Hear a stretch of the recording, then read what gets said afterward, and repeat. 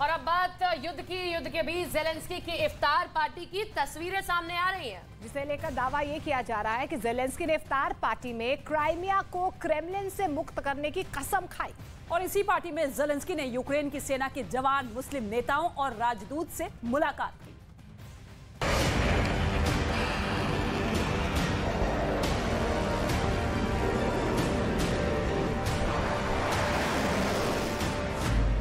युद्ध के बीच ज़ेलेंस्की की इफ्तार पार्टी। इफ्तार पार्टी में ज़ेलेंस्की की नई कसम। ज़ेलेंस्की ने बदला युद्ध में प्लान। युद्ध के बीच ज़ेलेंस्की के इफ्तार पार्टी की तस्वीरें सामने आई हैं, जिसमें यूक्रेन की सेना के मुस्लिम अधिकारी, नेता और राजदूत शामिल हुए। लेकिन इस इफ्तार पार्टी में ज़ेलेंस्की ने क्राइमिया पर रूस के कब्जे का मुद्दा उठा दिया। Так само, як ми поважаємо територіальну цілісність усіх держав від Європи до Латинської Америки, ми справедливо очікуємо поваги до територіальної цілісності нашої держави, всієї України від Полісся до узбережжя Чорного та Азовського морів. ज़ेलेंस्की ने क्राइमिया में मुस्लिम समुदाय के साथ होने वाले बर्ताव की आलोचना की और क्राइमिया को क्रेमलिन से मुक्त कराने की कसम खाई। ज़ेलेंस्की ने आरोप लगाया कि रूस ने क्राइमिया को धोखे से कब्जा किया, लेकिन अब वक्त आ गया है जब रूस को सबक सिखाया जाए। रूस ने 27 फरवरी 2014 को क्राइमिया पर कब्जा कर लिया था। कब्जे के बाद 16 मार्च 2014 को क्राइमिया में जनमत संग्रह कराया गया। 21 मार्च 2014 को रूस ने अनौपचारिक रूप से क्राइमिया को अपना हिस्सा बताया। हालांकि यूक्रेन ने इस फैसले का कड़ा विरोध किया। अब इफ्तार पार्टी के बहाने ज़ेलेंस्की ने क्राइमिया पर क्रेमलिन के कब्जे का मुद्दा दोबारा उठा दिया और मुसलमानों के साथ क्राइमिया में हो रही ज्यादती का जिक्र किया। Хай іфтар дасть розраду кожному у світі, у мусульманській спільноті, де б не довелося бути зараз. ज़ेलेंस्की ने क्राइमिया को लेकर मुस्लिम देशों से मध्यस्थ बनने की अपील की। साथ ही उन लोगों का शुक्रिया अदा किया जो लोग युद्ध में उनके साथ आए। ज़ेलेंस्की ने खास तौर पर तुर्की और सऊदी अरब सहित कई देशों को यूक्रेन युद्ध में मध्यस्थ के रूप में पेश किया। मतलब ज़ेलेंस्की जंग में 2 मोर्चों पर युद्ध लड़ने का मन बना चुके हैं। एक मोर्चे पर वो रूस के हमलों का जवाब दे रहे हैं, जबकि दूसरे मोर्चों पर उन इलाकों को मुक्त कराना है जिन पर रूस ने कब्जा जमा लिया है। ताइवान की राष्ट्रपति के अमेरिका दौरे के बाद चीन बौखला गया है और वो अब सीधे ताइवान और अमेरिका को ललकारने लगा है। चीन ने ताइवान के पास सैन्य अभ्यास भी शुरू कर दिया है। वहीं ताइवान स्ट्रेट में चीन ने ऐसी हरकत की जिससे लगा कि मानो वो ताइवान पर हमला करने ही वाला है।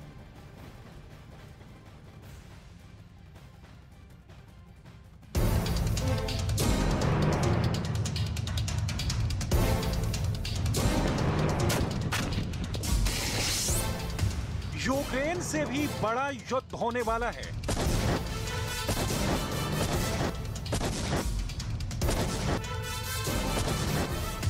वो महायुद्ध दुनिया के 2 सुपर पावर के बीच होने वाला है। इनके लिए चीन की सेना सजने लगी है और अमेरिका तक जाने वाली मिसाइलें तनने लगी हैं। अगर चीन और अमेरिका से ऐसा युद्ध शुरू हो गया तो फिर सोचिए मंजर क्या होगा। इस युद्ध के आगे यूक्रेन युद्ध में हुए विनाश की तस्वीरें कहीं नहीं ठहरेंगी, क्योंकि उस युद्ध में एक तरफ होगी चीन की हाइपरसोनिक मिसाइलें तो दूसरी तरफ होंगे अमेरिका के महाविनाशक हथियार। ऐसा हम इसलिए बोल रहे हैं क्योंकि चीन ने एक बार फिर ताइवान स्ट्रेट में घुसने की हरकत की, जिससे लगा कि मानो वो ताइवान पर हमला करने ही वाला है। चीन के लड़ाकू विमानों और युद्धपोतों ने उसकी सीमा का उल्लंघन किया। चीन के सबसे खतरनाक लड़ाकू विमानों ने ताइवान की सीमा के पास उड़ान भरी और उसके घातक मिसाइलों से लैस जंगी जहाजों ने ताइवान की घेरेबंदी कर दी। ताइवान की नौसेना के मुताबिक चीन के 42 फाइटर प्लेन और 3 युद्धपोत ताइवान की सीमा के बेहद करीब आ गए थे। इनमें चीन के सबसे आधुनिक J-10 लड़ाकू विमान भी शामिल थे। ताइवान ने दावा किया कि चीन के जंगी जहाजों ने ताइवान स्ट्रेट में बनी मीडियन लाइन को पार किया और उसकी सीमा की तरफ बढ़े। मीडियन लाइन अमेरिका की ओर से बनाई गई वो लाइन है जो ताइवान स्ट्रेट में चीन और ताइवान को अलग करती है।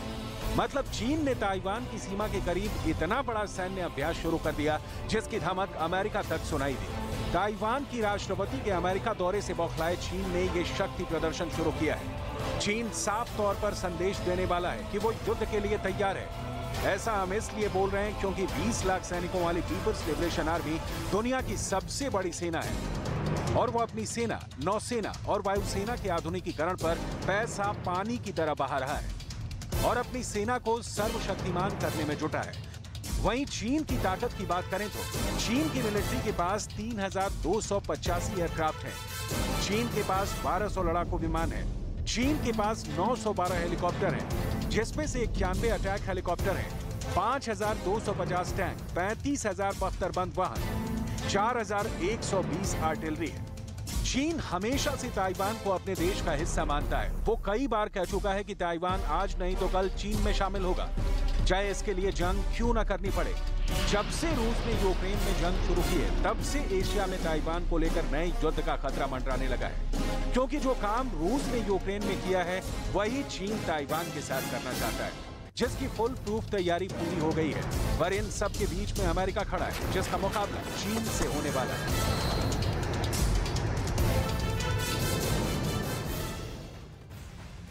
चीन अब यूरोप में भी धाक जमाना चाहता है और इस वजह से वो यूक्रेन रूस महायुद्ध में समझौता करवाना चाहता है। और इन सब के बीच फ्रांस के राष्ट्रपति इमैनुअल मैक्रों ने चीन के राष्ट्रपति शी जिनपिंग से मुलाकात की है।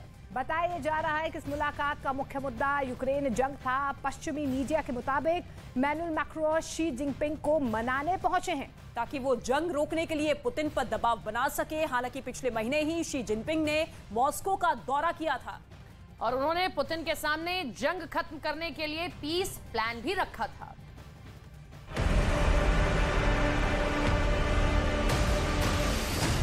चीन का नया पैंतरा, यूरोप के देशों से दोस्ती,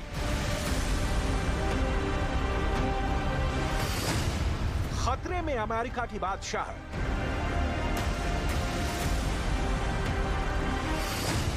पुतिन को मनाएंगे शी जिनपिंग,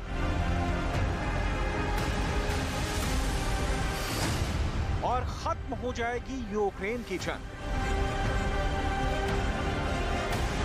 पश्चिमी देशों के नेता कई दिनों से चीन की खुशामद कर रहे थे कि वो रूस और यूक्रेन के बीच जारी युद्ध खत्म करने में उनकी मदद करें। अब चीन ने भी उनके हां में हां मिला दिया है। पश्चिमी मीडिया ने दावा किया कि पुतिन पर दबाव बनाने के लिए फ्रांस के राष्ट्रपति इमैनुअल मैक्रों ने चीन के राष्ट्रपति शी जिनपिंग से मुलाकात की। मैक्रों 3 दिन के दौरे पर चीन पहुंचे थे, जहां दोनों देशों के बीच कई कारोबारी समझौते हुए, लेकिन बताया जा रहा है कि इस दौरे का मुख्य मुद्दा यूक्रेन जंग ही था। पश्चिमी मीडिया के मुताबिक इमैनुअल मैक्रों शी जिनपिंग को मनाने पहुंचे थे ताकि वो जंग रोकने के लिए पुतिन पर दबाव बना सके। हालांकि पिछले महीने ही शी ने मॉस्को का दौरा किया था और उन्होंने पुतिन के सामने जंग खत्म करने के लिए पीस प्लान भी रखा था, और अब एक बार फिर पुतिन को मनाने की कोशिश हो रही है। शी जिनपिंग वो कर दिखाना चाहते हैं जो अब तक अमेरिकी राष्ट्रपति जो बाइडेन की अगुवाई में अमेरिका जैसी सुपर पावर भी नहीं कर पाया है। ईरान और सऊदी अरब में दोस्ती करवाकर शी जिनपिंग अपने प्लान का फर्स्ट फेज मुकम्मल कर चुके हैं। अब बारी है उस टास्क को पूरा करने की जिसकी वजह से पिछले 1 साल से पूरी दुनिया परेशान है, यानी पुतिन और ज़ेलेंस्की के बीच सुलह कराकर यूक्रेन जंग को खत्म करवाने की। पहली बात तो ये कि इसमें चीन की मंशा खुद को दुनिया में शांति कायम कराने वाले देश के रूप में स्थापित कराने की है। चीन के इस चतुराई के संकेत वो खुद दे रहा है, जिसमें वो ग्लोबल साउथ यानी दक्षिण पूर्व एशिया, अफ्रीका और दक्षिण अमेरिका को शामिल करने की बात करता है। इस तरह चीन का पूरा प्रचार अमेरिका के नेतृत्व में मौजूदा विश्व व्यवस्था के सामने आई नई वैकल्पिक व्यवस्था बनाने की है। इसमें वो बाकी की दुनिया को लुभा रहा है। ये देश देखना चाहते हैं कि पश्चिमी देश यूक्रेन संकट को किस तरह संभालते हैं। हालांकि चीन का दूसरा मकसद अमेरिका को साफ संदेश देना भी है, और अब उसके सामने एक और महाशक्ति है। अगर चीन रूस यूक्रेन युद्ध को खत्म करवा देता है तो यकीन मानिए कि चीन एक अलग ही शक्ति के रूप में निखर कर आएगा। वहीं दूसरी ओर अमेरिका की विश्वसनीयता भी मानो खत्म हो जाएगी, और अगर ऐसा हुआ तो फिर दोनों देशों के बीच युद्ध होना तय।